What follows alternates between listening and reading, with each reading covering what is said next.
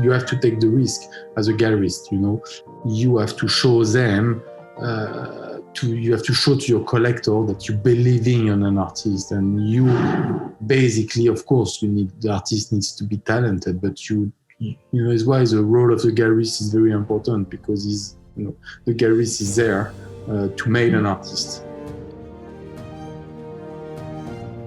Hi JD, it's so lovely to meet you here on Zoom. Hello Petra, nice to meet you. Yeah, and you have your gallery in London. Correct. Yeah. So tell me about this gallery. How did you start the gallery, or what? I started the gallery in 2017 in Mayfair, in London. Before that, I used to work for other art galleries, and I used to be a private art advisor. And in 2017, I started working on opening JD Malat Gallery. So okay. we've been the gallery's been around for almost 5 years now. So okay, I'm dealing with contemporary artists. Most of them are living artists.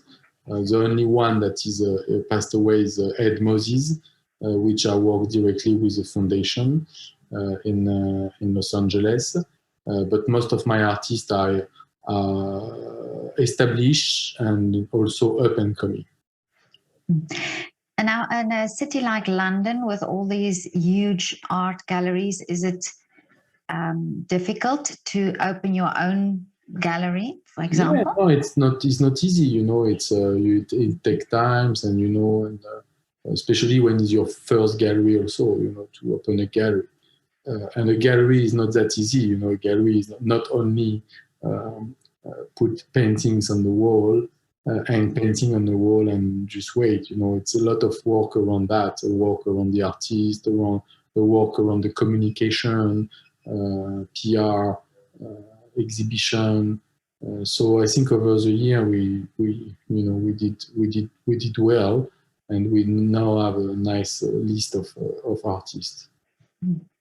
And for artists, it's also a way of showing their art and exhibiting their art, because this is needed for them as well. So do you think in that sense this is also important, that there are more galleries for also not just the very famous artists, but also the ones starting out and having their first exhibition? Well, it's good to give opportunity, to artists, especially if they are talented.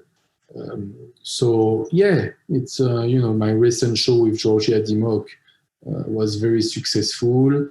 I discovered her at the school, Slade School, a few months back. I signed her, and I did the first solo show in March with her, and I'm doing another solo show with her in her space in New York in June. So she's really coming up, and that is interesting also. And I can find also that in the market, a lot of collectors are really looking at collecting up-and-coming artists. Okay. And there is a real demand about this kind of artist.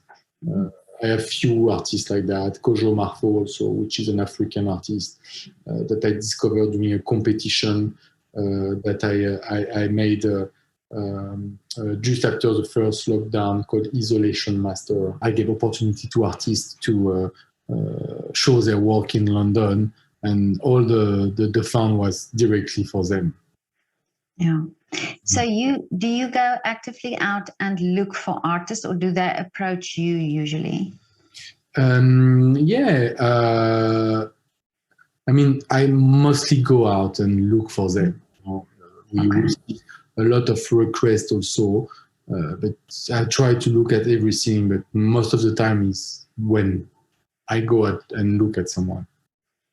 So you know already the criteria that you want. Is it very important so that you have to know what will sell, or do you bring in new works that you think, okay, you're going to take the risk on this? Yeah, of course, it's always a risk, when you bring in a new artist. It's always a risk, because it's you don't know how the public or the collector are going to react, you know. So it's never easy, but after, you know, you have to take the risk as a gallerist, you know. You have to show them, you have to show to your collector that you believing in an artist, and you basically, of course, the artist needs to be talented, but you know, is why the role of the gallerist is very important, because you know, the gallerist is there to make an artist. You know, and the collector feel more relaxed and comfortable also when the job is done properly, with like a proper like exhibition, a catalog exhibition, and everything that's going out with an exhibition.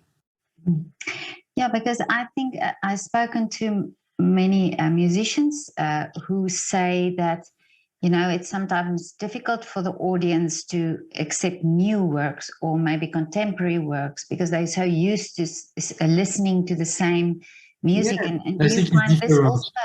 Yeah. It's different in the art industry, you know. Okay. Of course, there is a trend, you know. For sometimes it will be more abstract, after it will be more figurative, so there is a trend. But I think you made the trend, you know. I mean, the galleries made the trend. And the museum, when they're having an exhibition, you know, and the auction also, when an artist is going up in numbers.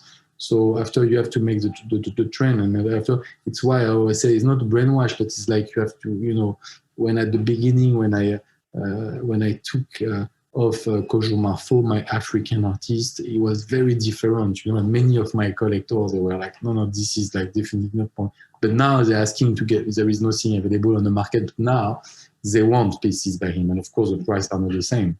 But you know, it's like you have to keep going and keep pushing and keep believing in it, you know, and this is the way it works.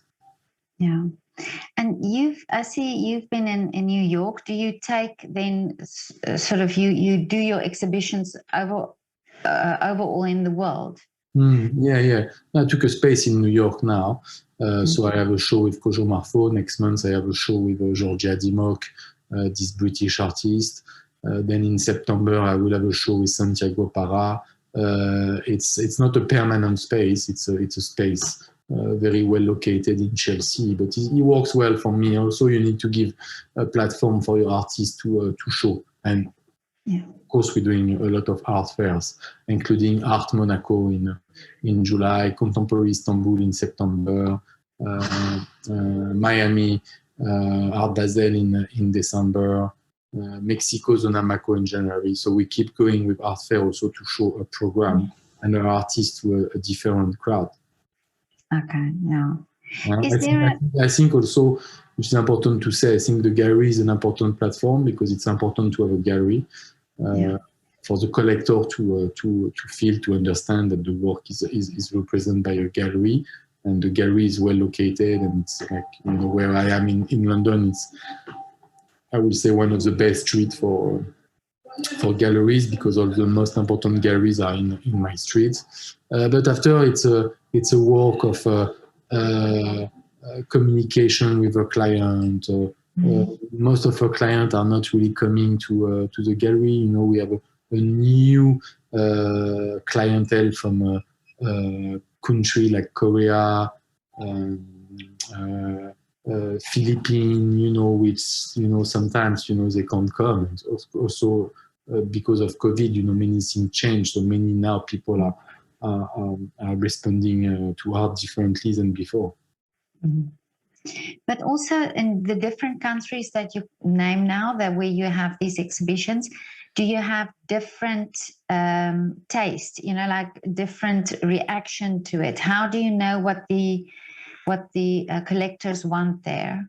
Yes, of course, it's a different reaction in every country. You can't show the same you're showing in Istanbul that you're showing in Miami, for example. You know, it's very different kind of crowd of people of crowd.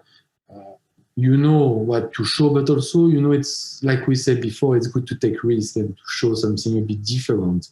And then maybe you won't sell the first year, but you will sell in the next couple of months or next couple of years, because people get used to, you know.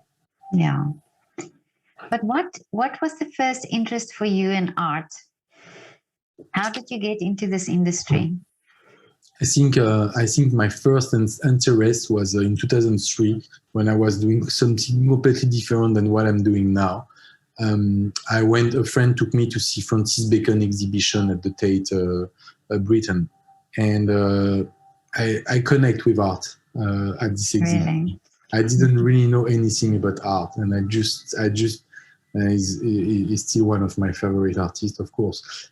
I recently visited the exhibition at the Royal Academy, which was amazing, fascinating exhibition. But I think it's the time when I connect with art, when I visit this show. It's just like a click. Mm-hmm. Yeah, and then after everything been done by I would say by luck also. I met the right people. Some people give me the opportunity to be in this industry, which now I love, and I can't see myself doing something else than that. Yeah, but you're originally from France? Yes, from Paris originally. Okay. Yeah.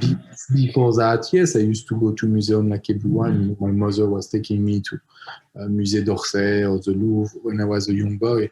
But it's like I think it really start like I think in 2003 we are really like connect, and then after in 2005 I start working in art as a art dealer or like art assistant, gallery assistant, if I can say. Yeah. That's very interesting. And do you come from an artistic family? Is there somebody? No, nothing. Really? No, nothing. I didn't study art. I didn't know. And I studied, yes, when I start art. I did evening courses at Sotheby's, but I don't remember anything too much from that. I mean, it's more with experiences. Yeah. So you actually learned by just doing and by experience and experience only, exactly. Experience. I was very curious. Went to all the auction at the beginning. Sotheby's, Christie's, Phillips. Following the art market, really looking at everything, going to art fairs, which is a good way also to educate yourself. Talking to people, talking to dealers, meeting people in that industry, which helped me a lot. And then, it took me time. It took me almost 15 years before to do my own gallery, because you have to do it when you're ready. Also, it's not easy. It's a very difficult job. So you really need to know. I've been well experienced before to do my own venture. But I see also on your website that you've done, over the lockdown time, you've done a project where you invited artists in their works. Installation Masters, correct. Is the one I did in June 2020 to give the opportunity to artists based in UK to show their work in Mayfair Gallery. So we made a competition. We had more than 2,000 applications. I took a very nice panel of judge, including Simon de Pury, Dylan Jones, Gavin Turk, Gavin Rosedal, myself, my director, Victoria. So we took people, a bit connected to artists. So, and then we choose 25 artists, if I remember. And from these 25 artists, I signed two, Kojo Marfo and a British artist called Andrew Little. Okay. Yes, so this kind of it's a way to discover artists. For example, it's like unexpected, but it's the way it is. And is it easy for artists there in London, for example, to get noticed or to get their work exhibited? Yeah, it's not easy for an artist, because many artists. I think now it's more easy for an artist because of the social media, so they can show what they do. Compared to years ago when they didn't have too much option. Which was nice also. Now it's more easy because they can show what they're doing and then be spotted by a curator or a gallerist or whatever. So it's good. It's good with the social media. after for an artist to be taken by a gallery, yeah, no, it's so many artists, I will say, and so little galleries. Yeah. There is maybe not enough. I mean, there is already a lot of galleries, but there is so many artists on the market. Yeah. Mm-hmm. But now, what is your wish for the future? So my wish for the future is to keep going, to keep going, keep working, keep finding amazing artists, and keep doing shows and make them international. And yeah, this is this is my role as a gallerist. Well, you have such an amazing gallery. I mean, what So I much. can see, yeah, on your website, it's wonderful. Nice. Yeah. Thank you so much. Yeah. And now, just one last thing quickly. Can you do a shout out for a restaurant or coffee shop in your area that you visit regularly?